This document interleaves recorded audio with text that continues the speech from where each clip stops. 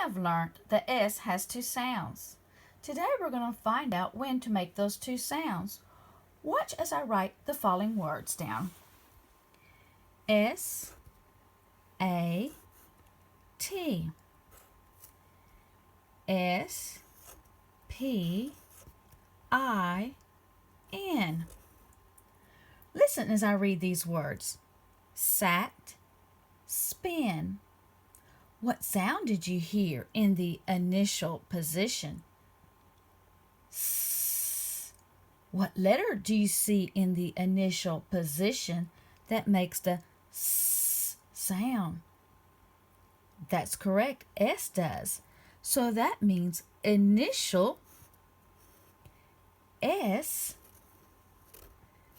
says S, as in sat. Look as I write down some more words. I, S, A, S. Listen as I read these words. Is, as. What sound do you hear in the final position? That's right, Z. What letter do you see in the final position that makes the Z sound? S. What comes right before that final S?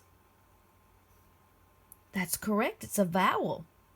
Are the vowels long or are they short? They're short because a vowel in a closed syllable is short. A vowel in a closed syllable is short. So that means S says Z right after a short vowel sound.